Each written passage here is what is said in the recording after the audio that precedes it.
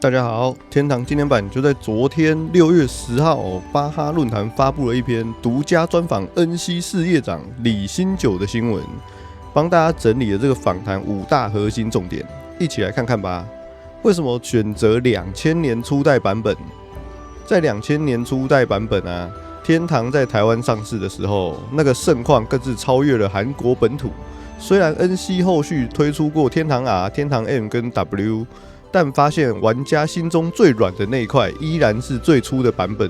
開發團隊曾懷疑現代玩家是否能接受傳統操作，但測試後發現老玩家擁有的身體記憶，這個我知道，就像打怪把滑鼠拉到遊戲下方聊天視窗的操作一樣，只要玩天堂就會這樣子操作打怪。然後他也說呢，讓忙碌的現代玩家適應遊戲，特別加入了每天3小時的 ATS 輔助系統，避免玩家過度疲勞，有喘息的空間。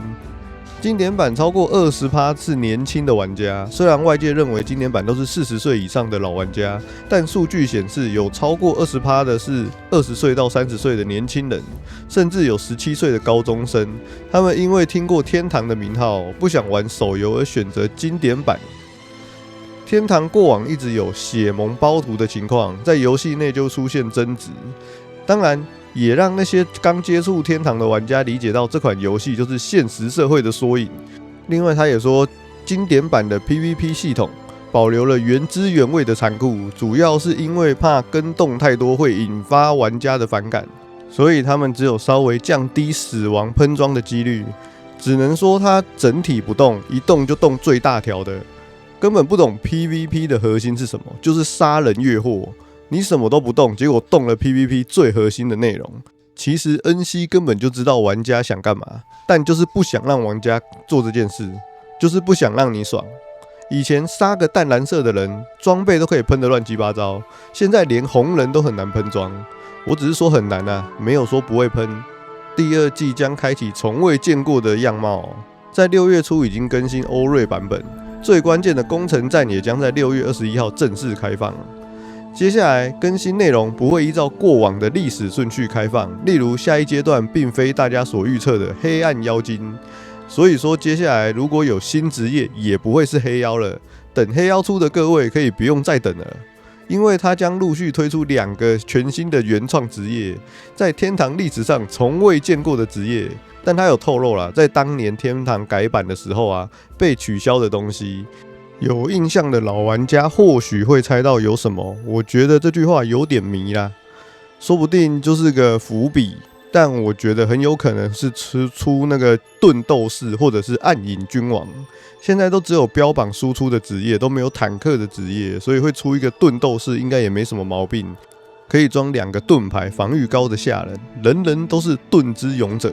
再來就是反派領主啊，暗影君王應該也沒什麼太大的問題，而且我獨自升級在韓國也非常的紅，蹭一下應該也沒什麼太大的毛病。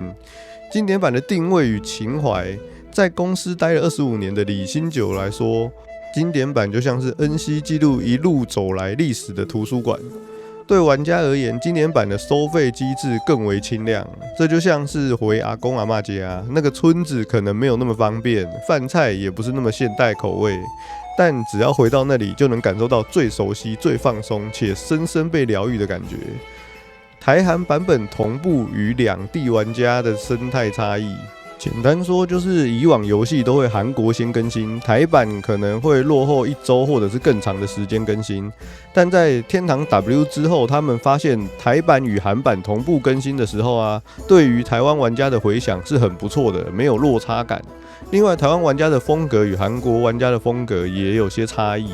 韓服玩家宣戰之後呢，就會打得不可開交，不死不休。但是台服玩家把 PVP 當作一個競技內容，就比較像是為了某個目標進行爭奪的感覺，只要結束後，大家就會鳥獸散，回去練等賺錢。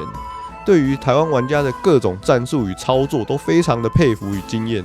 這篇專訪的內容大致上就是這樣，但最精彩的肯定是專訪下方的玩家留言。我們來看看玩家到底都留一些什麼內容。這個就是天堂 W 開始前說不會有商城裝備的那個。恩熙的遊戲永遠別碰，珍惜生命。內容都不一樣了，還叫經典嗎？